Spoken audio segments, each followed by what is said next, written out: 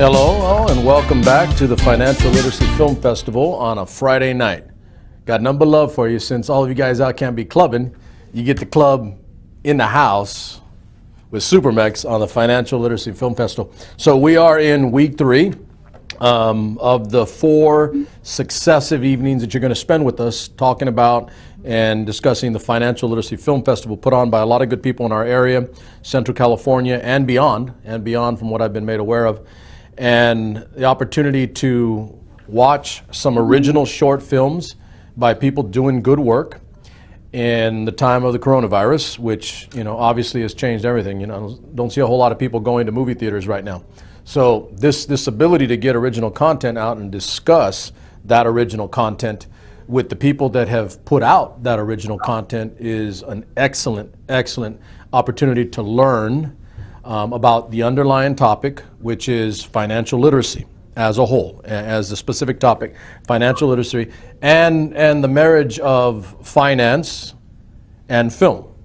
There you go, those two things, finance and film, two separate and distinct industries, as a whole throughout the country and across the globe. But in this particular case, again, a marriage of finance and understanding finance, financial literacy, hence the wording, financial literacy, and film, the separate industry, together to teach, educate, and make more knowledgeable the average person watching the show tonight, unless you're one of the gazillionaires and you're probably not watching the show, but I think we've already addressed that. We've talked about it. Normal people watch this program. Normal people will watch this program going forward, and hopefully we educate them a little bit better through the short film format, and then again with the particular people, the individuals that are responsible for putting these projects together that come from all walks of life. Some of them are producers. They come from finance. They come from the financial world. You have editors, you have writers, you have actors. You have all the moving parts and the moving pieces that come together to put together and to produce an original short film. And I've got nothing but love for that, and that's why I quite literally got hornswoggled and agreed to help out here with this project, because it's a worthwhile pursuit to educate our populace, especially right now. I won't go too far, won't do a political, but I think it's very, very instructive and critical right now that we educate the common person, the regular American out there, on how to be fiscally sound and fiscally responsible with their dollar. Again, especially right now, because as these stimulus checks and these stimulus processes through the bills that were passed in Congress go out into the country, go out into the world, some people have lost jobs, some people are losing money, losing business. You got to be wise with how you spend those pennies. You got to be real careful, because you can be in a world of hurt if you're not making the right decisions. And again, I'm going to digress here a little bit, but I think everybody understands that. That's not something that was factored into our script, tonight. And we don't really do a script, but you get the point. A lot of people right now are going to need to know what to do that is best for them going forward with whatever money does come out of the Congress and the national.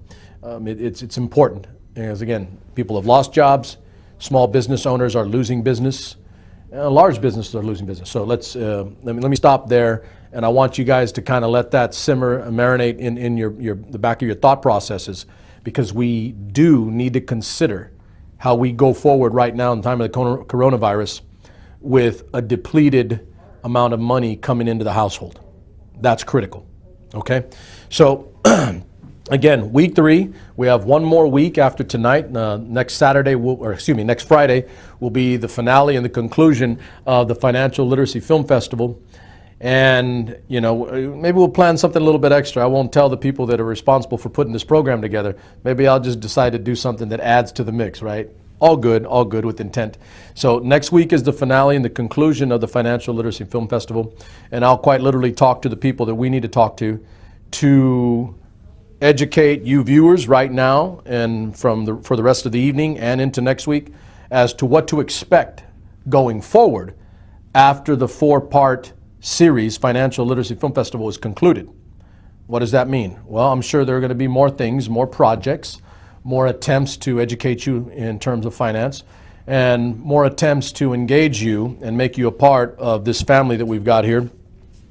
Mad Talk, George Ohan, Fulton Film Festival, Fulton Films, and all of the other pieces that have come together to put this product out for you at a time when others are not doing much. We go hard. And I'll say that on my end, Supermex International, our network, and my show, we're going aggressive right now. And I really do believe that's necessary. Don't sit back on your heels and wait for things to happen. Okay, so those are my opening remarks for you. Welcome back. Nothing but love for you if you're back again. And nothing but love for you if you're new. And I want you to stay because we're going to conclude next week. And these are all available in a variety of formats, these videos, going back to 2 weeks ago when we did the very first one and the second and now the third. You can go back and watch these again, or watch them for the first time if you haven't, and then watch them as a series, right? 1, 2, tonight is 3, next week is 4. Educate yourselves. If at the very least, get to see some short films, 2 every week we've done. 2 the first week, 2 last week, and we're going to do 2 more short films today. You get a movie experience without having to go and pay in a theater, right? That's a good thing done for you. Okay, so those are the remarks. Those are the comments to open, and we are going to break here and cut to begin our program for the evening with something near and dear to my heart, our national anthem. And I'll give a shout out real quick here. Check that out. See if you guys can see that. Yeah, if you know what that is, go ahead and comment in the section if you know what that stands for, what that means. Yeah, some of you guys should because some of you are vets. Anyway, so let's go ahead and cut and get to our performer that's going to do the national anthem for us. Hi. Hello. How you doing? How are you? Nice to see you again. Glad to see you again. So I don't know, but I'm going to ask you. So are you going to be with us again next week? Anything is possible.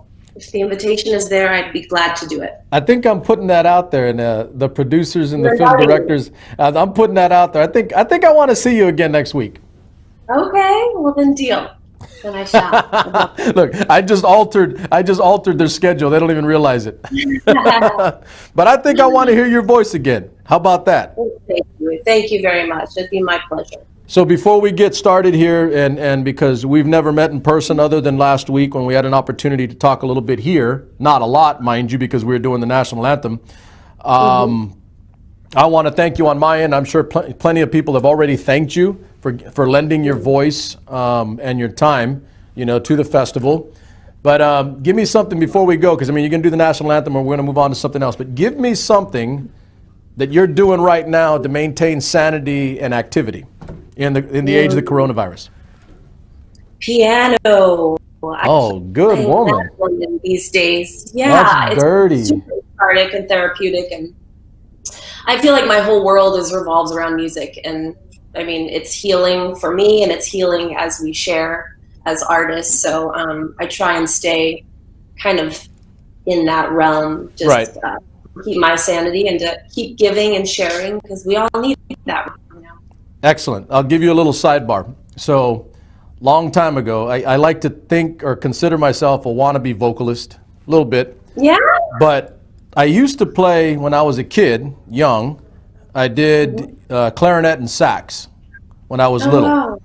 And then I ended up wanting to sing and singing more as I grew up. But you're going to like this. So I just ordered, and I'm going to teach myself how to play guitar. I've always wanted to. And because it was like this. It was going to be piano or guitar. Mm-hmm. Guitars are a lot cheaper. Yeah. You can carry them around, so. Yeah, exactly. So I'd like to consider myself musically minded, if not gifted. Yeah. But I'm absolutely with you 100% in music is a great grounder and a great unifier of people in times of difficulty. Yeah. It's vibration, it's energy. So it's like it surges through your body, through your cords, and out to whoever you're sharing with, and just really just soaks into your being. So you doing all that, you make me want to begin with my chest voice and get it up into the vocal up here. Yeah. Well, now that I know you're a singer, I would love to hear you sing the national anthem. Oh no, not today. No. You're much prettier and much more skilled than I am. So let's go ahead and break there, and I'm glad I had an opportunity to speak a little bit with you, and I look forward to when you and I get to spend some time together. Absolutely. Okay, let's hear the good lady sing. Oh, say, can you see by the dawn's early light. What so proudly we hailed at the twilight's last gleaming, whose broad stripes and bright stars the rule the perilous fight, o'er the ramparts we watched were so gallantly streaming, and the rockets ran, the bombs bursting in air, gave proof through the night that our flag was still there. Oh, say does that star-spangled banner yet wave o'er the land of the free and the home of the brave. All right, lady. Music to my ears, literally. Nothing but love for you, and I absolutely look forward to when I get to see you in person. Absolutely. Same here. Stay well to everybody, and we'll connect again soon. All right, we've got a date. Thank you, Amy. Have a great night. You too. Bye-bye. All right, ladies and gentlemen, so Amy Faith on vocals. On vocals. We have our own version of The Voice, right? I'm going to hit my little button. I'm going to spin around in my chair. Oh, I don't think, what happened to the production crew, man? Where's my spinning chair? I don't got that. You know we're in trouble. Hey, it is about budget, right? The budget for production crew and the spinning chairs and all the bells and whistles are all gone. You know how bad it is? Is the wardrobe budget got cut. I didn't even have money for a tie tonight. Can you believe that? You know I love to wear ties. I love ties. Wardrobe budget got slashed this week. I'm going to have to go out in the street and hustle. That's what's going to happen. Anyway, I digress. So let's go ahead and get right into the meat of our program. Again, thank you, Amy. Nothing but love for her. Beautiful voice, and I would definitely love to spend some time talking to her about music. Who doesn't want to do that, right? So let's go ahead and get to Mr. Carlos Ansures. He is the co-founder of the Financial Literacy Film Festival and a financial services professional. This is commercial. Let's go with commercial. Oh, my bad. We're going to commercial first. All right, let's cut to commercial. Is there any reason you called me in here today? Am I off? You know I respect the fuck out of you, right? But the problem is, we haven't seen Fran Solar in a long time.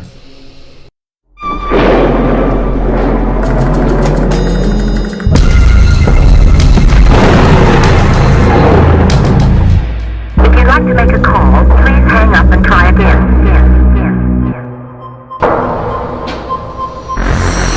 Is it really you?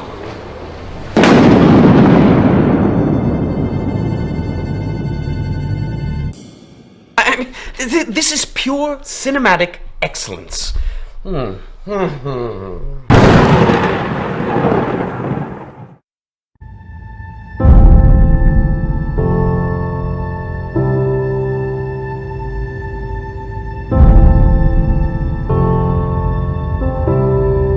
rise of the veteran athlete. So that's the elite.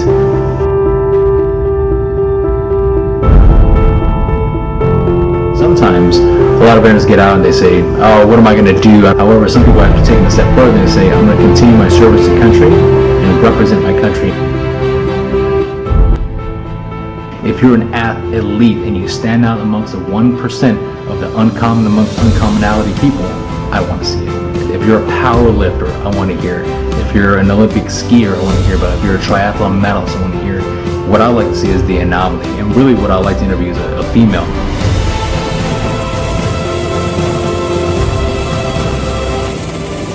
I want it to be one of the biggest studies of veteran population athletes.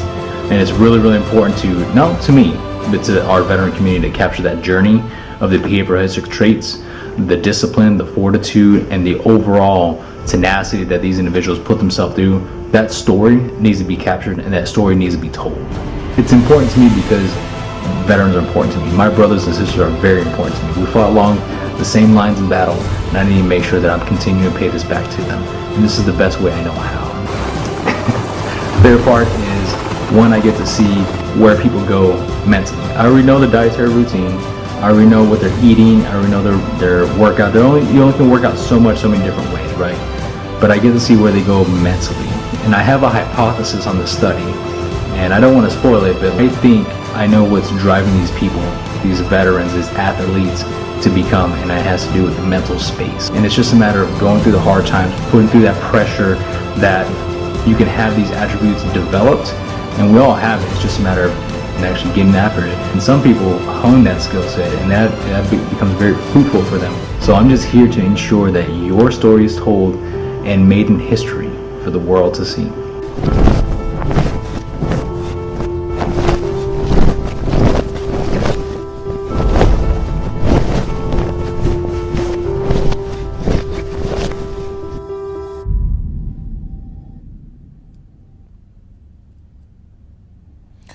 Oh, I think I may be interested in participating in that, watching that commercial. All right, Carlos, before I get to you, I'm going to have to plug this out here for people to see. That was not intentional, what I had on tonight. That video, I had no idea that was the commercial. So for those of you guys that are vets, you know what I'm talking about. None but love for you. Okay, apologies there, Carlos. So, Mr. Carlos Censures, so the co-founder of Financial Literacy Film Festival and Financial Services Professional. Other than the easy stuff, let me do the dirty stuff. So how did George Ohan squirrel you into this mess? Oh, I actually met George through my wife, Yvonne. They went to elementary together. Oh, wow. And I guess they had a 20th year reunion. And that's when I met George for the first time. And we just hit it off.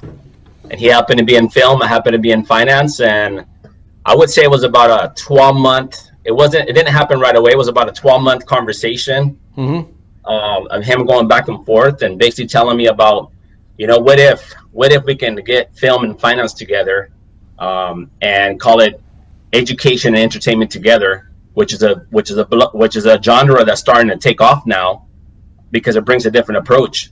So it took him about 12 months. When he first told me about the idea, I was blown away. But to answer your question, Richard, I met him through my wife. But he was talking to me for about it. He was talking to me for about a year before we actually decided to make the decision to go ahead and move forward with this whole thing. But when he told me about it, I was just blown away. I was just like, man, is this even possible? But him coming from the film background, being very creative, me coming from the finance background, also being very creative, also thinking outside the box, we decided to bring film and finance together. And I believe it was an awesome approach because for your traditional approach, finance is a very serious conversation that most people don't want to have. They eventually have it when it's too late. Right. So when George brought the idea to have a different approach through edutainment, which is education and entertainment together, I was sold out to it. And that's how this whole project started to begin with. So I'll add to that for you. So let me ask you this real quick before I get to that other. So is George also a matchmaker? No, actually, no. He's No, I'm not. just messing with you. Hey, it's He like probably what, is. No, he probably has an app somewhere. That's I'm what I'm pretty sure saying. he is. Well, what doesn't Yeah. he do, right? He's involved in a lot. Right, that guy does a lot. Yeah. But I'll go with your edutainment comment because I've heard that over a long period of time, long span. Because I'll say it on my end, I'm an old history teacher, and I got to tell you, teaching kids or young people or anybody in general about history is difficult. Kind of like finance, right? I mean, it's necessary, it's important, and if you're not knowledgeable or you don't understand those things, then you do suffer or pay a price for it. Quite literally in the financial world, actually. If you don't understand finance and financial literacy, you'll be making decisions that cost you money and that make your life more difficult over time. So you have to have the ability to grasp an audience. You have to have the ability to pull an audience in to get them to listen. Because if you can break through that initial wall of gathering their attention and gathering their interest, then you can educate them and make their life better, make them more knowledgeable. And so I'm entirely with that concept. I do wish that you know, in my world, the perfect world, right? I'm not from finance, but in a perfect world, I wish every American, everybody was more knowledgeable about our history. And I do believe we wouldn't make as many mistakes as we do now. And that's definitely the same as financial literacy. I see that all the time. It's just not being knowledgeable and educated that leads down a road that will cost you quite literally in the pocketbook, you know, down the road. So follow up on that a little bit. So from your aspect, you're from the financial world. George is from film. We've got a logical buddy marriage going on there, make it a bromance. And, you know, describe a little bit more on the importance of going forward, how not just you and George do that, but everybody involved with this project over four weeks, how we go forward, how we grow forward in educating people, edutainment, educating people on the marriage of finance and film. Right, we're just being the trailblazers on this. It's going to be a trend. I really believe it's going to bring more film and finance groups together. It's just we're the ones that started it off. We decided to spearhead it for a greater cause. You know, I always say film and finance, two different industries coming together for one cause. And I believe that this is the beginning of we're starting it off, we're trailblazing this whole thing, and people are going to start following what we're doing. And the message needs to be out there. Richard, I remember we talked via telephone a couple weeks back before we launched this whole festival, and Correct. You heard a little bit of my history, where I come from, and I came as an immigrant raised by a single mom. I didn't have a father, no brothers and sisters, and nobody sat down with my mom. And I seen what it is, what the impact that it does to families, because I was one of those families.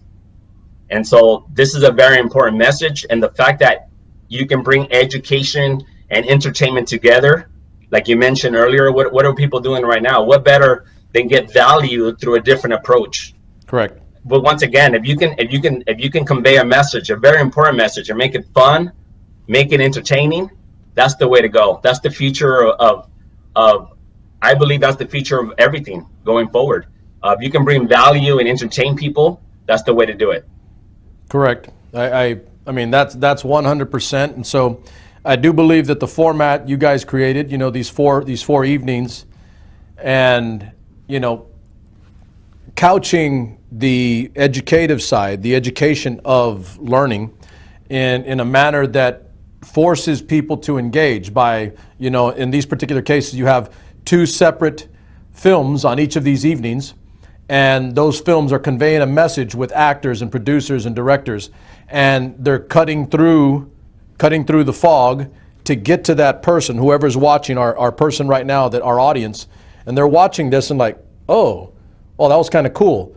Oh man, that was, I get that message because I've lived it, or because I understand it, and maybe because I've been in a similar situation, and now I can turn around, maybe listen and learn something, and now I can better myself.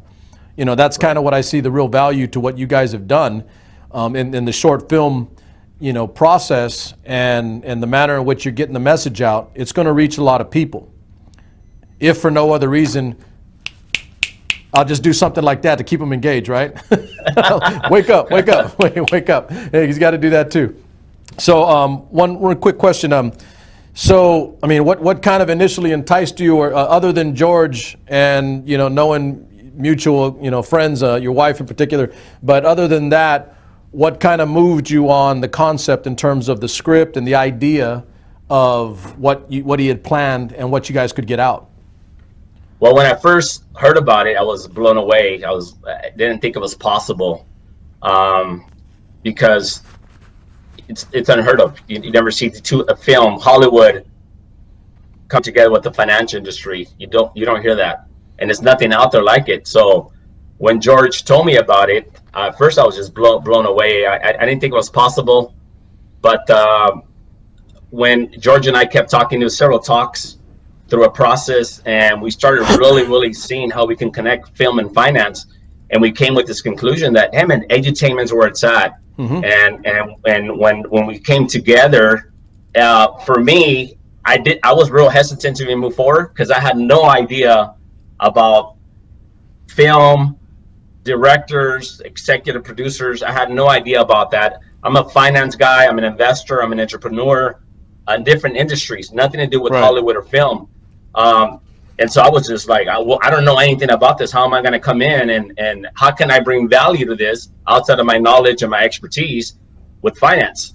And George, and when I started getting into it and we decided to move forward, I just saw a whole different side of production and film, and like, this is a legitimate business. Right. They're business people, they're professionals. Right. They actually work really hard.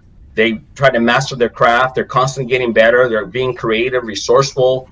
And so I just saw a whole different respect for the film industry. And you know, we come in and we watch a movie, we eat popcorn, we get our kids, we get our wife, whatever. We have movie night, date night, but we don't even know what happens behind the scenes, so they can bring this entertainment for us to be able to enjoy our lives. Because we work, most of us have a job and work with our careers, and we're just doing what we have to do to feed our families. And then when we have a day off, when we have a little bit of time, we want to enjoy ourselves. What better than to enjoy a film? And what I didn't know was how much work goes behind this whole project and films, and Right. it's just amazing. I just have a utmost respect for the film industry because I saw another side of it. And so when I started going on set, I went on set on one of the movies, which is called What If, which is coming on next week. I was there all day. These guys were working hard. I mean, they were there from early in the morning. They were all the way to like real late at night. And they were putting 12, 14, 16-hour shifts. They're moving from set to set. It's a lot of work that goes behind it. I have the utmost respect. And when I seen some of the work that George did, the credibility that he had, not only with my wife, but the credibility he had in the film industry, and the people respect him, and the ways he was spearheading everything, man, that's the kind of individual, and that's the kind of project I want to get behind. So not only that I co-found this whole project with them, but I also decided to be an executive producer on one of the films, because I really see what type of work goes behind this, and I wanted to be part of it. Right. So I've got you down as like an executive producer for the film we're about to watch right now, Birthday Party. Give us a little bit. So executive producer on that. I decided to be an executive producer on that script. Yes. And so you've already seen this. I haven't seen it, by the way. Have you seen this one? I saw it. It's mind blowing. You're like, I want to be a part of that, huh? Yeah, and just to let you guys know that the title of it's called Birthday Party, and when you hear Birthday Party, and I'm going to give you a little bit of it, so I want you guys to understand it. When you hear Birthday Party, it's like a happy thought, right? Birthday party, but there's a very, very serious message behind it. There's a Marine that was involved. There's a mom, there's a daughter, there's an aunt, and basically, I want you to pay attention to it, because it's like a twist. It's not what you think it is. So pay attention, and I want to just give you a little bit heads up. Don't give us too much. You're gonna spoil it. Hey, I want to let you guys know. There's a Marine involved. There's the survivor of the Marine. There's the mom and the daughter, and it's a very powerful, very serious message, because it's your classic case of somebody being left behind and leaving. Maybe one family leaves. It's two stories going on at the same time. I'll give you that. One story is a family that's being left behind, devastated. And there's another family that somebody was left behind, but actually did something financially for their family, and you can see the difference in the story. I'll leave you guys with that. But it's a very serious message. It's like a 5-6 minute short film, but there's a very, very serious message. The title's obviously it's a happy thought, Birthday Party.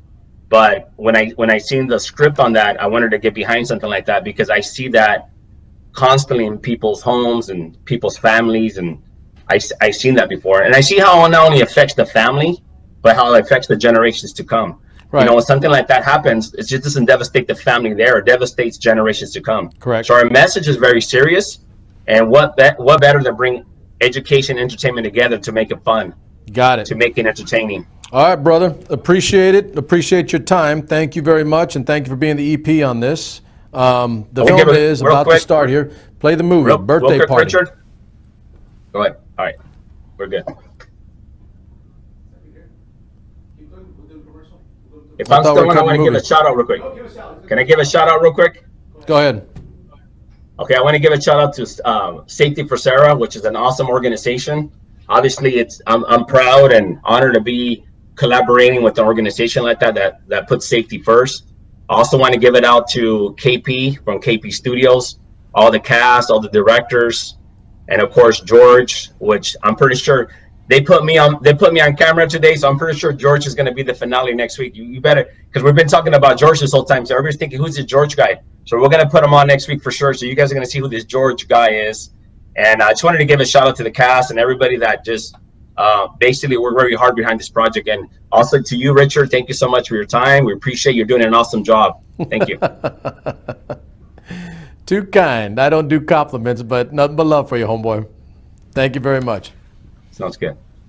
Has changed overnight, but Buick and GMC's commitment to you remains the same.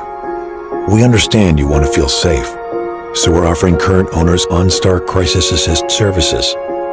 Should you need a vehicle, we're offering 0% financing for up to 84 months with deferred payment options for 120 days. Plus, you may have the option to shop online and take delivery at home. Visit our websites for the help you need. Buick and GMC, we're here to help.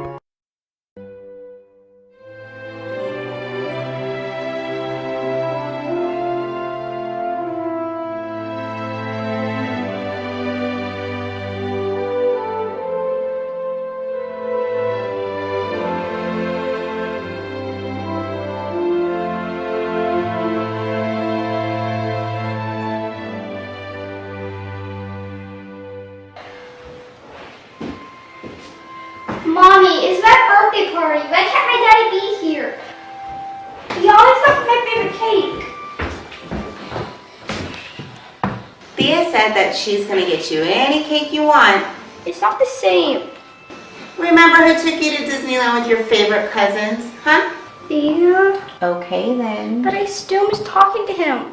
I know.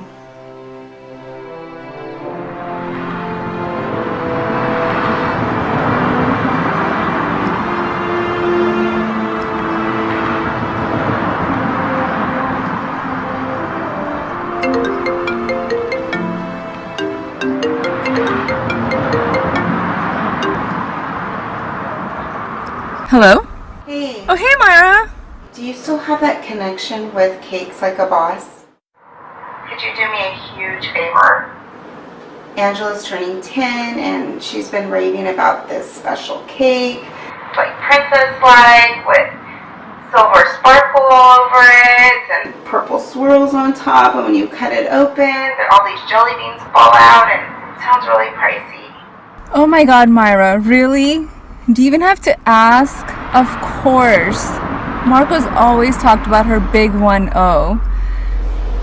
It's been hard. It's really sad he won't be here for this one, too. She never stops talking about him. Myra, don't even worry about it. I'm gonna go pick it up and drop it off today, okay? Oh my god, thank you so much. I appreciate you. I love you, Thea. I love you.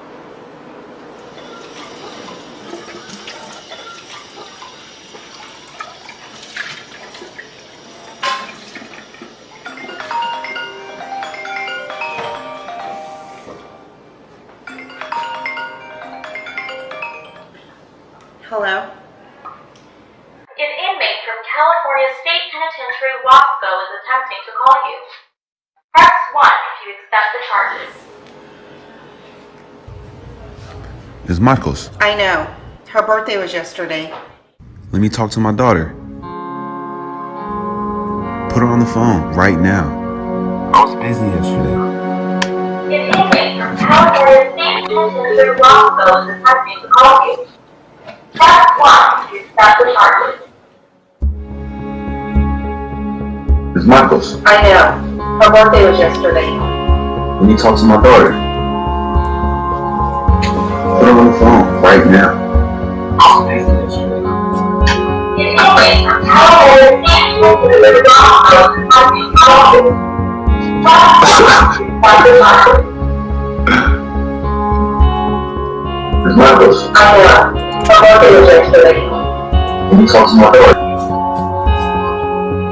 Put her on the phone right now. I was busy yesterday.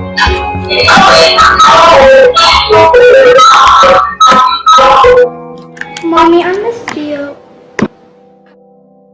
I wish you took my birthday yesterday. He was me, huh? Who do you think bought you your birthday cake?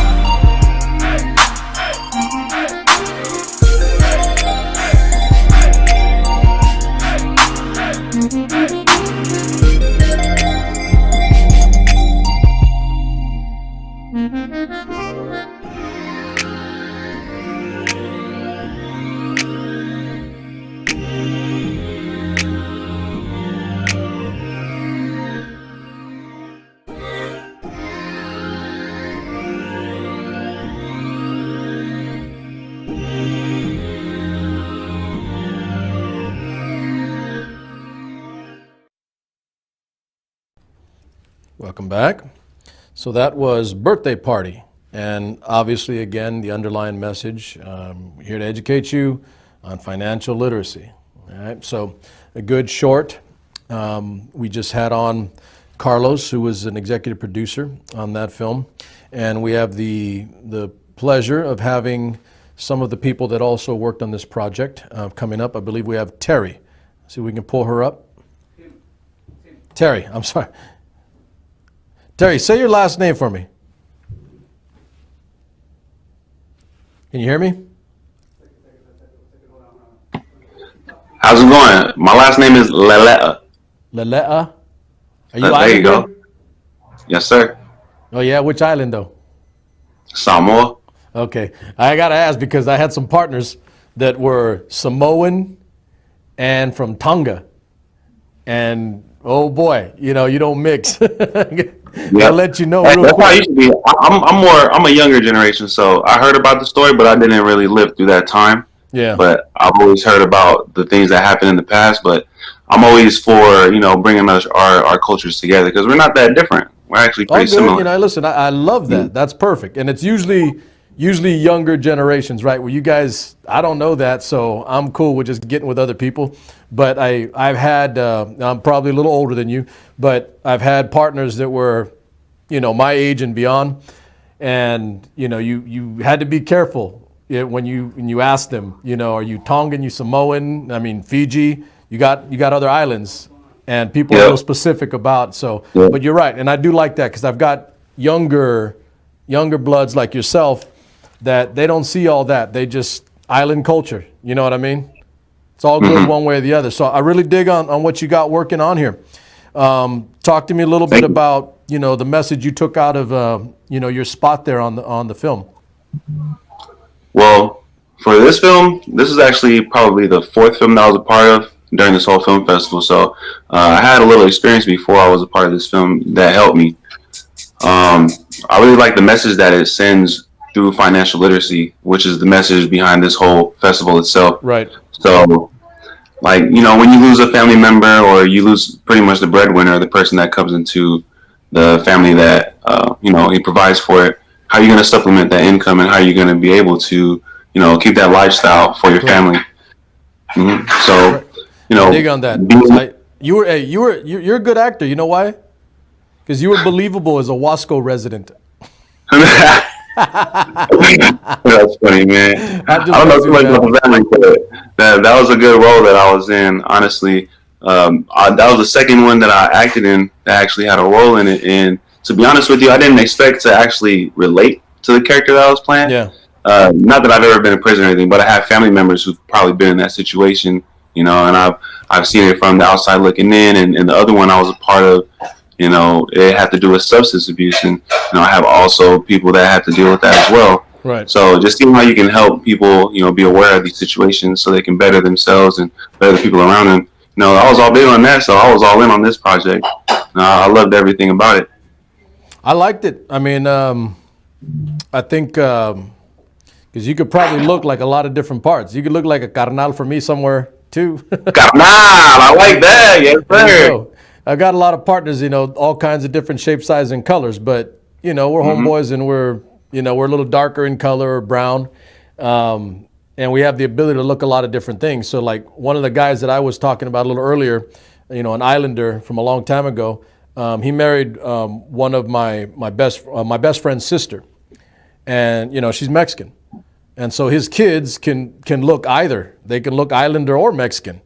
It's a good mix. So, I mean, I naturally gravitate toward my partners, from the islands. I got nothing but love for them because they've had to work their ass off to get to where they are. So, like I said, I really liked your little piece there, and even though it's a small piece, I think you need to be getting bigger pieces.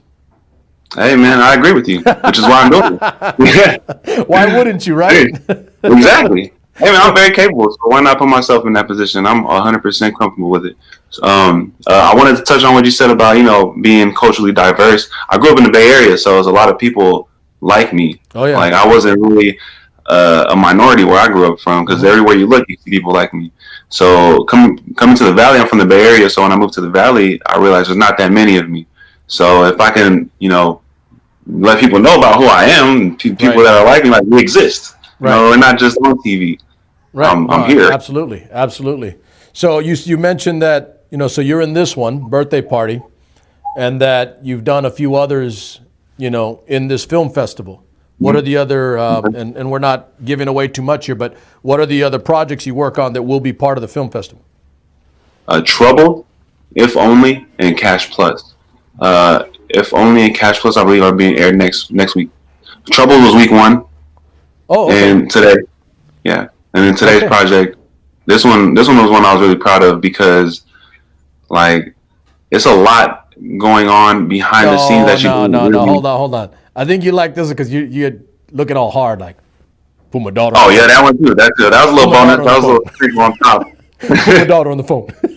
Yep. I'm just messing with you. So you have more coming next week. Also, in the same vein of, the underlying message that we're trying to get out here, which is about educating yourself and educating people through this medium, film and movies, short movies, on getting people to understand the importance of knowing finance and financial literacy, education, and educating themselves on how to spend your money, how to save your money. How not to go broke too early because you're wasting spending where you shouldn't be. So, exactly. So let me ask you, because I'm going to throw some shade at some of these mugs. So who's the one that hooked you to do the projects? George. Hey man, that dude George, that's a big inspiration right now. I met him not too long ago, but he's been very active in my life. But when he gives me the call, I show it. Oh yeah. He reminds me of a lot of people in my family. Like you said earlier, we don't sit back on our heels and wait for it to happen. We make it happen. When I met George, that's all he was about. Yep. I don't know what he told me when I first met him, but I know it was a motivational story. And I was like, yo, what? I love it. Let's go. A motivational story. What? I get you entirely. Hey, I'll say it on record. He suckered me, and that was like a good thing. And so you don't know this, but I'm an old vet. I'm old infantry myself. And to this day, I have never refused a veteran any type of help or ask, ever. Provided somebody's not doing any evil, right? But I've never said no to a veteran if they're asking in good faith for a good cause. And so what he told me was, like, underlying all of this is a message to try to educate people on financial literacy and how they should, manage their money and their life through finance. Because the truth is, I've made comments on other shows that I do, not the Financial Literacy Film Festival, but I've been saying this over and over for about a year. KP is my witness. The rich get richer and the poor continue to get poorer. While we sit and argue about who's right or wrong as a Democrat or Republican, which politician is doing this, which politician is that, I'm not looking through any of that right now. I see it real simple. What's the end result? I don't want to hear about all this noise in between. I cut right through all that and I look at the back end. Poor people are getting poorer, the middle class is shrinking, and the rich are getting richer.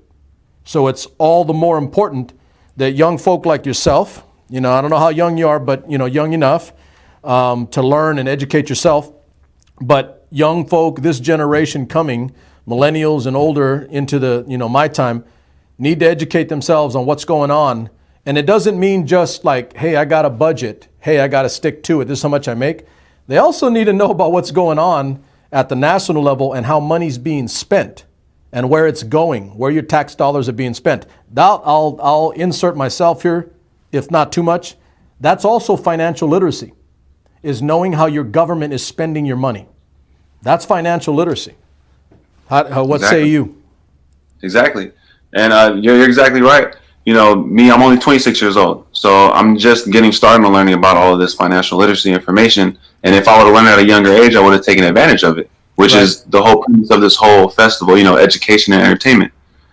Being able to show people, informing them on real life situations. Correct. So, if they can relate to it, they'll be able to, learn through this situation. Because a lot of people don't know, especially in my age, we don't know how to use money all the time. We don't know how to invest our money all the time.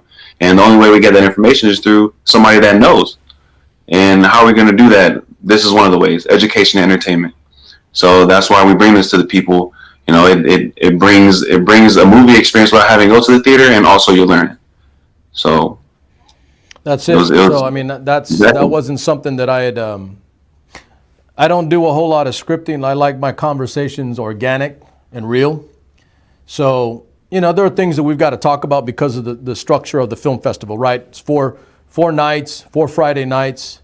You get to hang out with me because I'm a cheap date. But I was watching your show earlier. What's that? I was watching your show earlier, Cheap Date. Oh no, you didn't. Yes, sir. You watched Cheap Date Night? I'm tapped in.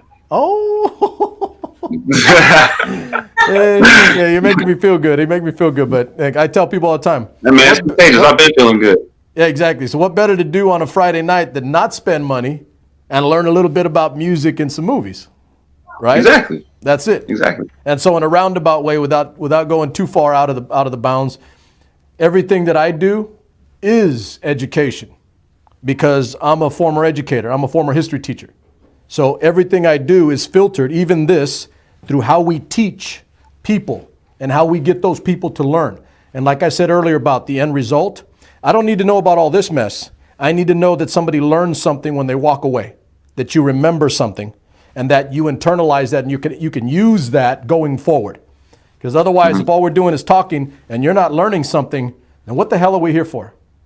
Yep, George made that very clear when I first met him. Teach, coach, mentor. He made that very clear when I first met him. That was one of his main lessons when he first spoke to me. I'm going to teach you, I'm going to coach you, I'm going to mentor you. But you got to learn and you got to apply it. You have to. So I'll tell you what George is doing, because I'm a little older than George, but he's using the 22-100. That's our military leadership. It's called the Field Manual, FM 22-100, and that's kind of like my Bible. I literally quote and have learned from that. He's using a lot of the principles, and I'm not complaining because that's good. I wish more people would use those things because we'd all be a lot more knowledgeable. So that's a good metric to which to go on. So, KP, were we able to pull anybody else on? Only him, bro. Okay. All right. So we got a little bit here before we cut out, Terry. I want to thank you for sure for watching my show, man. That's dirty. That's dirty. Making me feel good on a Friday night, man. But hey, man, it was great. I'm learning. Let me ask you this. I'm off learning when I'm watching. Yeah, I'll digress a little bit, but since I got you on air tonight and you're the actor and we're supposed to be talking to you, so I gave 3 females tonight. I gave 3 females that I feel that are like right now the biggest in music. Halsey, Dua Lipa, and Camila Cabello. Can you think of 3 that are bigger than those 3? Yep. And I'm not gonna lie, I heard your Dua Lipa reference on week 1. You're like, we made a full 180, like Dua Lipa. Somebody was paying attention. You were paying attention. I was in. I like this kid. KP, put it on the record. I like this young blood right here. Because he listened to me. I was like, the only reason why I got that is because my kids, that TikTok. I was like, I know that song. Oh, wow, really? Referencing right now. Holy smokes. That's how you got it? Yeah. Yep. Wow. So, you know, hey, listen, it's you learn, right? Look, I'm an old dog. Oh, yeah. I'm almost half a century, but I'm still learning too. I'll educate you a little bit. I'm an old history teacher. Ancora imparo. That's a quote from Michelangelo when he was at his height. You know, great genius, great sculptor, great painter, great artist, everything, right? But he stated when he was asked about his road and all the things that he's done, he looked at the guy and said, Ancora imparo. And they're like, huh? Still, I am learning. And that what that points out is that no one is ever that great. You're always still learning. Ancora impara. Hey, that's it. Right. That's it. So I'm still learning. Clearly, you're still learning. I got nothing but love for that. And you caught my reference. Yep. That was good. That's good. Hey, look, nobody I caught it performs. because I was like, how does he know that song? Hey, no one performs, no one gets on a mic or on a camera without the intent for somebody to hear something and catch something. So I'm glad you caught it. Yep. So she's my girl right now. I've told people, like, we're digressing a little bit, but we're having fun too on a Friday night. Dua Lipa is like, she can do no wrong right now. I mean, her stuff, I can tell you right now, 30 years ago in the club, that stuff's rocking. All right. What she's doing right now, you go anywhere, you're going to hear her music somewhere. It's anyway, I'm going a little far, but I love what she's doing. Your question. Go ahead. Beyonce, Alicia Keys, and Rihanna. Okay. I would say for the last decade, but what I did for the three tonight was for what's coming in this decade. And here's why. Here's why. I'm being dirty. They're younger and they're upcoming. Mm-hmm. You know what I mean? But if you want, and we'll pause here because I'll be on with you all night. I'm having fun with you. Let's make it happen. Yeah. We have our own talk. Hey, full time. Hey, didn't I say you need more time on air? On air? Yep. You need more screen time, homeboy. So for the last decade, I gave Katy Perry, Taylor Swift, and Rihanna for the last decade. And that's on another show, you know, different thing that I do for entertainment. But so I'm picking those three. Check those chicks out. I mean, they're hot right now. They can do no wrong. Going forward, they're three of the biggest artists, females, that I think are going to just blow this decade up going in. But listen, I got nothing but love for you, young blood, because you caught my reference. That was good. That was dirty good. Okay, we're going to have to cut or else I'll be here with you all night. Got nothing but love for you. Maybe we'll catch you next week before this thing's done. And even if we don't, you and I are going to have to spend some time together. I want to talk to you more.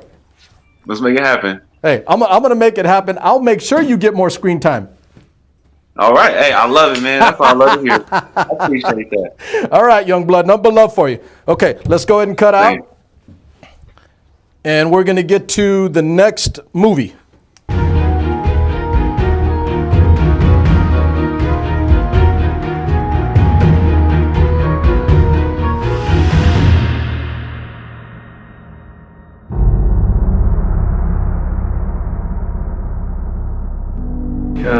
Me llamo David Fuentes, yo vengo del Salvador, o soy del Salvador.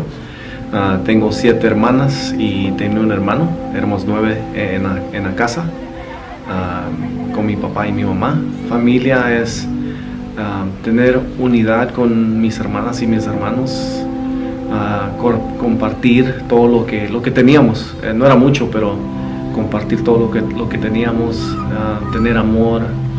Los llevábamos bien con lo poquito que teníamos. Tenía muchas hermanas que eran más mayores que yo. Ellas me cuidaban mucho cuando mi papá y mi mamá estaban trabajando. La relación con mi hermano era muy especial porque era mi único hermano. Crecimos juntos, siempre andábamos juntos haciendo travesuras o lo que sea cuando éramos chiquitos en El Salvador. Era difícil porque no teníamos mucha oportunidad. Porque no éramos familia de mucho dinero, éramos pobres y era muy peligroso ser niño o cualquier persona en El Salvador porque los guerrilleros y los del ejército siempre andaban buscando gente y niños que se podían agarrar para meterse a la guerra. Yo me acuerdo que agarraban niños de 10, 12 años y se metían a la guerra y les daban pistolas y rifles para pelear y era muy peligroso. Una vez se metieron a la casa de mi mamá y ellos pensaban que teníamos guerrilleros y estaban buscando los guerrilleros y al último los peleamos con el ejército y ese fue el día que los tuvimos que mover de nuestro pueblo y venirnos para los Estados Unidos. Tenía 8 años cuando me vine de El Salvador, 8 o 9 años. Cuando llegué a los Estados Unidos fue un poco difícil porque no entendía el lenguaje, puro español, y los niños me hacían chistes, se reían de mí y también éramos pobres, no tenía mucha ropa. Mi mamá siempre me decía, hey, ¿quieres ropa y quieres algo? Le decía, sí, quiero ropa para la escuela. Me decía, mañana vamos a levantarlos a las 5 de la mañana, vamos a ir a piscar higos. Trabajaba en los files. Era muy difícil. Yo me acuerdo cuando iba a trabajar, los levantamos tempranito, los íbamos a trabajar y el higo que piscábamos no es de los árboles, piscábamos el higo que ya estaba en el suelo. Estaba un poco seco el suelo, los higos, y el trabajo era en rodillas y yo me acuerdo que por veces hasta las rodillas salíamos sangrados. Cuando empecé a manejar troques tenía 18 años y el primer año era muy difícil porque no estaba acostumbrado a no dormir, a no estar despierto tantas horas. Trabajaba de 17 a 23 horas en ese tiempo, era todos los días, lo hice por 16 años, era muy difícil el trabajo. Mi hijo, él empezó a boxear, empezó a meterse a deporte y yo siempre quería ser un padre que siempre estaría ahí con su hijo o los hijos, y decidí de salirme de manejar troques y meterme a ser manejador porque me iba a dar más oportunidad de estar con mi hijo, ayudarle, darle todo lo que necesitaba para hacer el deporte que él quería hacer, y hacerme manejador, salirme de la troqueada, eso es lo que me dio la oportunidad y por eso me salí de la troqueada y me metí a ser manejador. Man, my relationship with my brother was a beautiful thing, man. We hung out a lot. When they told him like, hey, you got less than 6 months to live, it was pretty shocking to actually hear that, hear the news that he had cancer and he couldn't believe it, and the way cancer kind of took him out, you know, it's pretty rough. Yeah, it was sad, man. My mom probably took it the hardest because you know it was her son, and she loved him so much, and she's now to this day. You're talking about a bunch of years gone by. My mom's 77. She still hurts, cries for him. Made me feel sad, you know, and because my mom, there's a piece of her that she lost, and you can't just put it back with words or any actions that you can do. It just, you know, a struggle for her, and it's rough, man. It's rough. I think what was even rougher was that he had a 6-year-old and an 8-year-old kid, a daughter and a son. My brother, before he passed away, he made me promise that I was going to take care of his son and his daughter, and I took care of my nephew. My mom took care of my niece, and he lived with me, and he actually boxed with my son too. I always consider him my second son, you know, because I have my son and then him, and it worked out. It balanced out pretty good. And I was driving truck. I've been with the company for close to 12 years, and I called my manager and I told him, hey, I can't drive in the truck anymore. I felt like I wanted to jump off my truck and get hit by another car. It was crazy. And that's the last day I actually drove truck. I didn't know anything about financial services. I was 40 years old when I first got introduced to this industry, and I saw the value in what they were bringing, and I think that's what really attracted me. And after 19 months, I decided to kind of leave my career behind and start this new career. The first thing was insecurity and being out late, not having results were pretty challenging at the beginning. But I think if you have faith and you actually just put work behind it, I think it always works out the way it's supposed to work out. And the way I look at it is like, I am going back in time and possibly helping somebody in the same position I was with my brother when he passed away with no insurance. I love that. Coming from El Salvador, running away from the war, being poor, I think that's what motivates me. I don't want to go back to that. So I don't know, I'm just a little different than a lot of people. I think I just have a drive inside of me that my parents instilled, that I have to get things done, you know. I gotta perform a little bit more than what they did. You know, you always want to outseed your parents, and that's what I tell my son too. Like, you want to do more than me, son. Don't do what I did. Do more than me and make it better. I think right now I'm on a mission to help all the families that I can, and build an agency as big as I can. And I think my goal is to actually find some leaders out there that have the same goal, same vision that I have, is to go out, help a bunch of families and educate them. So yeah, I think that's the next goal for me in the future. You know, just chase after that. Is there anything else you'd like to add? No, I think those questions were phenomenal questions. I just want to say, if people out there watching this movie, man, if you have a dream, some goals like you did when you were younger, go after them. Don't let nothing stop you. I think that's what I would comment and say.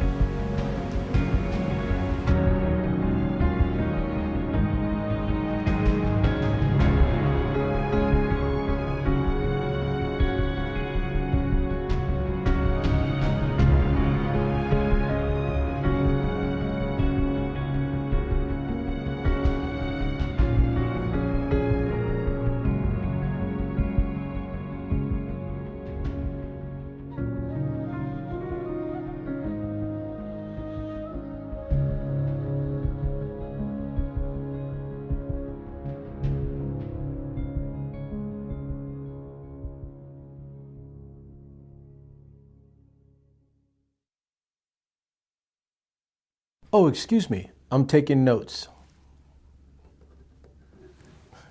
I'm taking notes on the film because I was like, this guy's legit. I just want to say, Trying to get some information and educate myself there, right?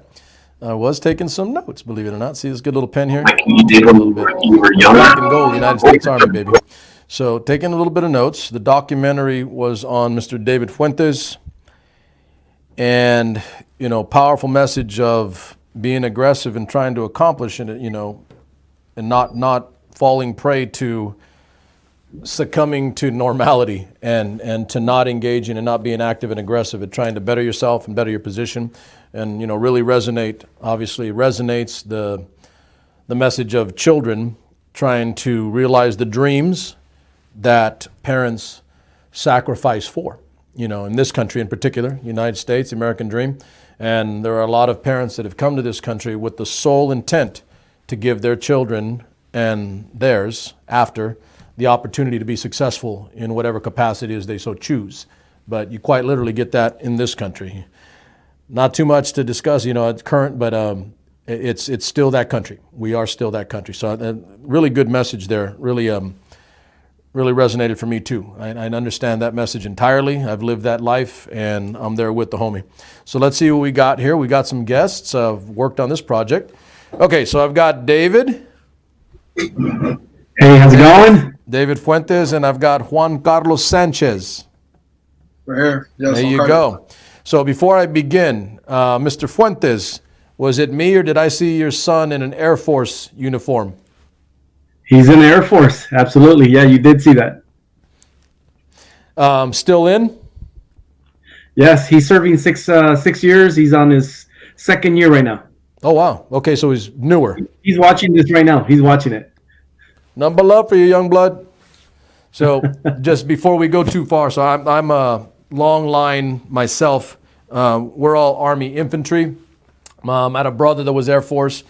I've got cousins in Marine Corps, Navy, etc. So we've got a long line of people that serve. So that stuff sticks out to me immediately, and I got to make sure we bring that up. I don't like doing so we did this last week, or at least on a different show. I said, I don't thank people for their service. I congratulate them on taking their oath. It's a little different, awesome. But yeah, most veterans and most service people don't need a thank you. They just need to know that you respect what they did. So, number love for your son if he's watching. Thank you very much for putting your time in, kid, and congratulate you on your service. Okay, so let's get down to some particulars. So I've got here Juan. You go by Juan Carlos. Does it matter? Yeah, I go by Juan Carlos. Okay, and so you're the director editor on this documentary. Yes. All right. So how was the overall gelling and working with David here and the other people involved with the project? It was great working with David. I mean, his story made it easier to. He had a great story, so it was really easy to work with. I'm not gonna lie. In the beginning, when we first shot this, when I went home and I looked at the footage, I wasn't sure what I wanted to do with it. Mm-hmm. So I kind of like gave up on it a bit, and then I decided to watch it again. And then this time when I watched it, I wanted to listen to what he had to say, and what he had to say motivated me to continue to find something and to get something like a finished product. And that's what I try to portray with this message. To hope I hope with this video people get motivated to just hustle and get after their goals and just never give up. And that's what I like about this and his story. Right. So you got to a point there where you're like at a sticking point. Then you said to yourself, I got to find a way to get this message out, and I'm responsible for it, right? Mm-hmm.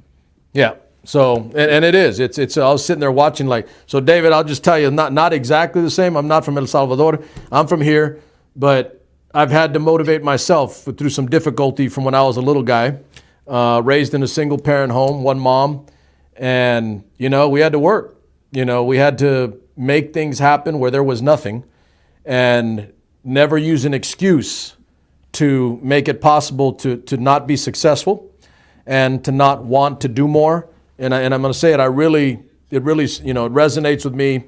The message you were saying. It's like I tell my kids this too. By the way, it's important for this generation to look at the work that our parents did in getting us here or getting us to a position so that we can be successful, because they give their lives and they move, they leave countries, they sacrifice for us just to have a shot. And so my rationale, and weigh in here right now, but my rationale is if somebody like me or you don't do anything with our lives, that's disrespectful to my parents. ¿Me entiendes? That's kind Yes, I understand. Yeah, that's kind of the way I feel about it, because that's what I'm hearing when you were talking. Yeah, and it's kind of funny because you have a lot of people that are from the United States. They were born here. They have all the opportunities in the world. Exactly. Yeah, it's kind of funny to me because coming from a third world country, being poor, not having anything growing up. I mean, the opportunities are there for anybody that wants to go after them. And I think that's one of the things that I kind of that's the part me and George actually talked about the movie, and we said I think it'll inspire some people to go out there and chase their dreams. Right. I think and do this in a real nice, instructive way, not with any with any negative attached, but it's messages like that are important to get across and out, because it's going to help not just others, say like you or me or other people that have to work to get something and haven't been handed anything. It's important for all those other people to realize the benefits and the beauty of living in this country and all the things that were done for them. That's instructive, and it's important that we get that message across, because some people are out there kicking ass and working hard, while others are just taking things for granted, like it's not that big a deal, right? I agree with you. Yeah. So that was what kind of struck me, like the thing with your parents. I mean, I'm right there with you on that one. I mean, that's it. I really do look at it as, if I don't do something with my life important, significant, then I will have failed my parents and the work they put in to raise me. That's just me, but. Yeah, I agree. And then you have your creator, our creator put us on earth for greatness. Right. I'm with you. I won't go too, I don't do too much in terms of religion. You never know, but I do believe that. Yeah. I do believe that. Yeah. Why are we here? Right? To just exist? I don't think so. No. Let Juan jump in on that. What do you think, Juan? You down with that message? Yeah, I'm done with that message. Hey, you better be. You're the one that directed the message. So let me do this before we go too much. But so Juan, in addition to the message that you got out of David's story, speak a little to me on because you're not an old dog. What did you learn as a young dog doing this film and directing it and being in charge of the technical aspects of producing or putting out a short film? Make any mistakes? Did you learn something? Yeah, so I made a couple of mistakes. You gonna tell us all of them? We had shot this before, and like when I went home, it wasn't good. So we had to reshoot it again. So another thing I learned from working with George and David, I learned how to work with a team. Usually I've done some projects by myself, so it was great to work together and meet so much different people and just come together and produce some great stuff. So it was a really great learning experience. Now here's the beauty. I don't know all the mistakes you made. You don't have to tell us, but it all works out in the end if you continue to improve, educate yourself, learn, grow, and you master your craft. The next thing you know, you don't make as many mistakes and it's easier to do more work, right? Yes. One thing I want to say is one thing that I really learned is that before you're gonna go shoot something, and I think this kind of works in every day. Before you have something big, you should always be prepared. Not the day before, but the day before that. Prepare for the day you have to be prepared. Just be ready. So that's another thing I really learned. Uh-oh, you're getting some time management skills? Yes. Hey, you know what? You know what I think I'm going to do? I'm going to have you come and hang around with KP because he loves learning like that. He loves doing stuff like something goes wrong, stuff comes to him last minute. He's really good at that. He likes doing that. You need to learn some stuff from KP about that. Yeah, for sure. I'm having my fun tonight. Everybody's going to Wang Chung tonight, baby. Real quick, so David, so you had, who were the others that kind of conned you into doing the role? And I know George, because George is involved with all this stuff, but give me some of the other particular people that you worked with and that you were involved with in putting together the project. So like I was telling you, it started with George. We took a trip out to Yosemite out here in Fresno, and we took a hike. And in the hike, we started talking about this. So we talked about it, and we sat on it for a couple months. Then Carlos Anzuris, which is the other executive producer. Wait a minute. Hold on. Let me stop you for a second. So he literally told you to go take a hike. Pretty much. Yeah, so he took me for a hike. He took you for a hike. Did you think he was going to bury you up in the mountains somewhere? There was a group of us. He couldn't. Oh, okay. Yeah. I was like, hey, trying to take me for a hike or what? Okay, go ahead. Give me Carlos. Carlos, Carlos is one of our business partners there at the firm where we work at. And we started kind of putting our heads together and talking about the financial literacy film festival and how we could kind of bring entertainment with financial literacy together, and just made a lot of sense. And I figured, I saw the scripts, and George said, hey, this is a pretty perfect spot for you to just do your documentary. Let's shoot for it. And I was like, all right, let's do it. So I'm one of the executive producers for my film, which is pretty cool. I was like, I've been I'm still learning too. KP instructed me one time, if you want to be in a film, pay for it. And I'm like, I can't do that, man. I'm cheap.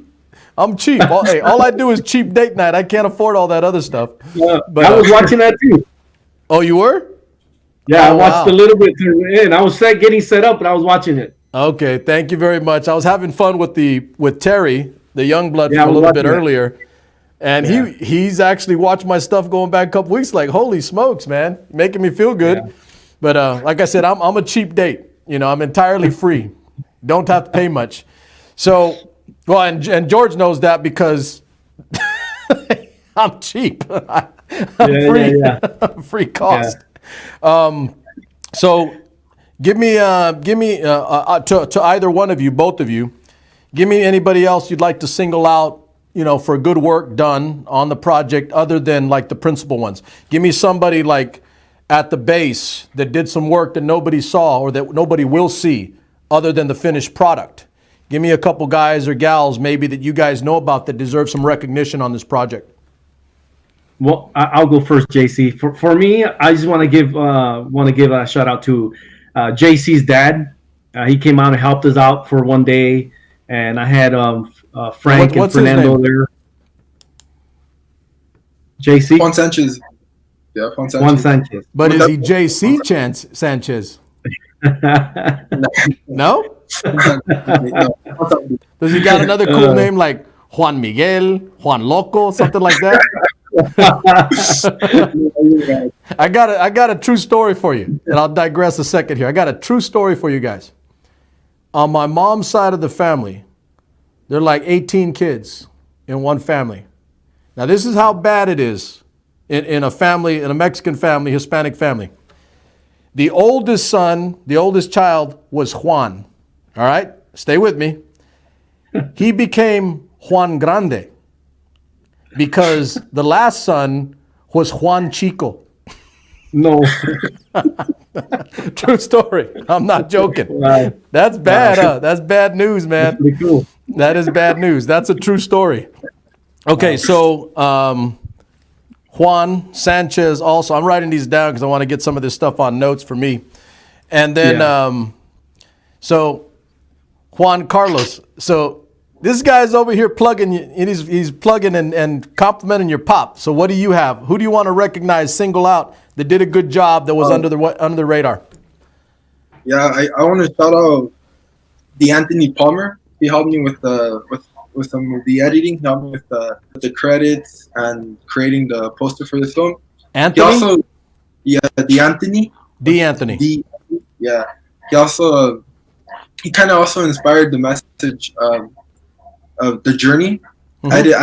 I had not thought about that before until he brought it up, and that's how it kind of came to be. So yeah, I'm gonna shout him out. Okay, and so he helped you with editing, you said? Mm-hmm. Yeah, he helped me with she just helped me with the credits. Okay. Mm-hmm. And so, I mean, in your role, I mean, you had other people that you had to work with. Yes. Right. Okay. I got it. So I think I saw, well, after I was done watching, the documentary, the film, I was looking through the credits and the name, and there's all the usual people that I've been seeing as I learn more about what you guys have done with the Financial, Literacy Film Festival. And I said to myself, I see all these names. There's one that I'm going to give a shout out to. The only person that I think I want to meet of all the people that worked on your project and all these other projects over 3 nights so far and 6 projects, I don't want to meet George. I already met George. I want to meet the craft director, Heidi Ohan. I got you guys. Her name's on all of those. I was noticing that. Yeah, so she's somebody like, and I've never met her. I don't know her. But she's been doing dirty work, and if she's George's wife, he gets her to do work. Right? Yes, sir. Everybody's laughing like, yes. Sir. So that's my shout out, and I wasn't even involved with the project. My shout out's going out to Heidi Ohan, the craft services director. How about that? There you go, George. That's for not paying me anything. I'm gonna shout out to your wife. All right. Okay. Any last thing you guys want to get in before we head out? We're good on time, but you guys got any last minute comments? We're wrapping up next week. We'll have the final, installment of the series of 4 on financial literacy film, and we'll wrap up next Friday. Anything you guys want to shout out before we head out here? For me, I just want to say thank you to JC for actually doing all the work. I think I just sat there and he just asked me questions, and honestly, I've never been asked questions like that before. So it was pretty cool. It was I don't know how you say it, kind of surreal, because I'm getting these questions asked to me, and like I said, I've never been asked those types of questions. I know I talk about my story a lot at my office, but for it to be on a film, it's actually pretty cool. You know, a little Right. short, which is So, not bad. Like you, you know, clearly you're closer to my age than his. But you know what I've noticed over these last few weeks? We got some young people, you know, young being relative, right? But I mean, seriously, Yes. we got some young bucks and some young gals doing some damn good work. So I'm going to give a shout out to you, JC, because you can't be that old. But we had a gal on last week. She was like 18 years old. I'm like, hell yeah. You know, so I'll give my interspersed commentary right here. Watch this. I get tired of hearing older people, me and you, David, and older guys like us, older. Yes. I get tired of hearing people crying and complaining about millennials and this generation about how they're not motivated, they're not doing anything. You know what I say? They don't know what the hell they're talking about. They don't. You are a good example of someone doing work right now that isn't making excuses and that is motivated to get something done. If anything, it's on guys like David and I and others to start doing our damn job so you guys can kick ass too. Don't you think, David? That's right. I agree with that. Excellent. Give me your last comment, JC.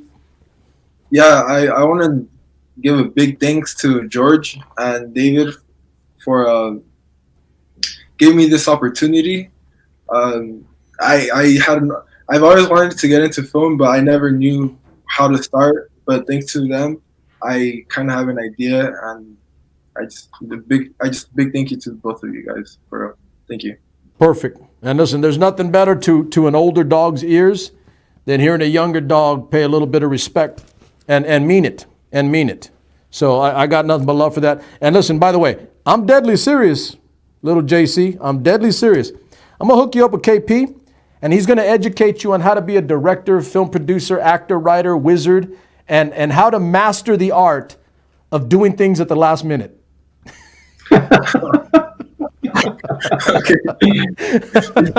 I'm digressing. Hey, listen, if you're going to have a Friday night with me, you're going to have some damn fun while you're on, right? Yeah, we need to. Absolutely. I agree with that. Listen, by the way, it is a tough time. I don't make light and I don't insert levity unless there's a necessity and a need for it. And let's face it, right now, it is tough. There are things going on in this country. I think today was the largest single death total that we've seen so far. It's ugly. But we have to continue, we have to go on, and we have to motivate ourselves to continue to do good work. Because for those that have passed, it's important that those who have lived respect that passing by working hard. To your story, David, and to what you're doing right now, JC, that's imperative that we work our asses off right now to pay respect for the people that can no longer work at all. So I want to thank both of you guys for being with me. As I've said with some of the other guests that I've met over the last few weeks, nothing but love for you and what you've done. And I look forward personally to getting to spend some opportunity time with you guys and maybe, just talking about other things and having a good conversation. Likewise, I feel the same. And I just want to say thank you for all my family that are actually watching. I think some of my sisters were actually watching the movie tonight, which is pretty cool. They got a chance to come out of there. And like I said, my son, I love them all. Perfect. Okay. Thank you. Thank you guys. Enjoy your weekend. I look forward to seeing you sometime in the future. Likewise. Same thing. Same here.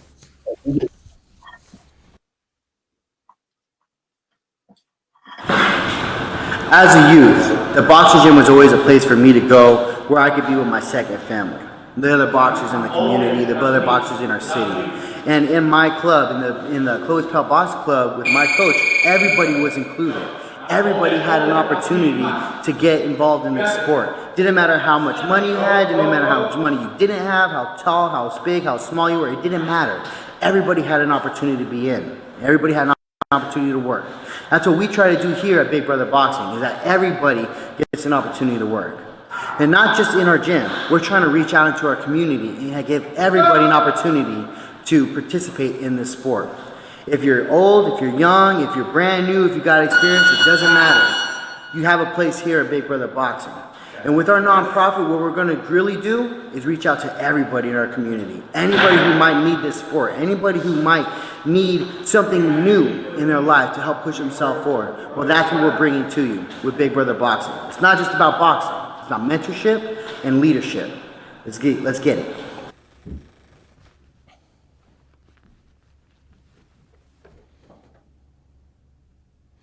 Hey y'all, welcome back, and a big thank you for another evening on a Friday night with the Financial Literacy Film Festival.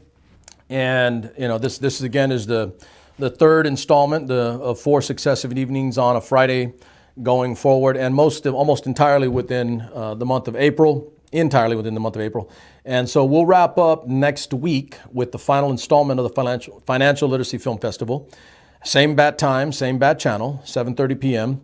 And I'm looking forward to next week because we'll, same format in essence, but I think maybe I'll interject a few things just to, have a little fun with it before we're done, because why are you doing it if you're going to have a little bit of fun, right? Got to have a little bit. So we'll stick to, the things that we have planned. There'll be 2 more additional films, short films originally produced and directed by people from all over the place, mostly here, but from George and Carlos, the genesis of the project itself, bringing you the content and giving you the opportunity to watch some cool short films while also getting the underlying message of educating yourselves on financial literacy. And so again, all that is culminating next week, next Friday. And so I'll say this, maybe we put this out there, and I'm going to let all of you guys that are watching know, even if you're not normally my typical audience, but I'm also going to say that to my audience as well, that I normally have through my groups, my Facebook groups, my YouTube channel, all that. So all of my people, I'm going to expect to come here heavy next week, and I'm going to tell all of, you're all my people. How about that? You're all my people. But if you're newer my people, I'm asking you to go out and spread the message, and at the very least, you're going to want to share and get this last installment out next week to as many people as possible. And so the importance and the intent is that by doing that, we have a big number next week of a lot of people watching, a lot of people paying attention, and maybe, just maybe, and let's throw the maybe out, let's do it, let's make everybody that watches next week want to go back and watch any of the other 3 that came before, especially if they're first timers, right? If they're here next week for the first time, we're going to want them to go back and watch the first 3 nights over the 3 successive evenings on a Friday, so that they get the full content, the full message of what the Financial Literacy Film Festival was intended for. That's what I'd really, really like to see. So I'm telling you guys all right now, whether you're my people or you weren't my people, now you are. See how that works? I'm pulling you in, you try to get out, and I keep pulling you back in. You say, I'm going to get here, I'll pull you back in. Anyway, I'd like you all to go out and push this, plug it, make sure we get a big number for next week. Make sure you share out as much as possible. Make sure you notify people in advance and get a big number here for the work that's been put in by a lot of people, not just Carlos and George that created, crafted, and put it together, but all the other people that I've met over these number of weeks here that are doing good work, that are doing a lot of work at a critical time that we need to see. Directors, writers, editors, producers, you name it, they're doing it, right? Craft service people. Let's give them some respect by getting them a big number next week, okay? So I want to see that happen, and I'll put that again out as much as I can on my own end, so we get a lot of people to watch next week. And then we'll do a few extra things, just bells and whistles, right, to have a little bit of fun before we're done with this month. So anyway, thank you for watching this evening. Thank you for watching over the last 3 weeks, if you have been so inclined to do so. And I will submit for your approval one more installment, the finale of the Financial Literacy Film Festival next Friday night at 7:30 p.m. Okay? Nothing but love for all of you guys. I look forward to seeing you next week. Supermex is out.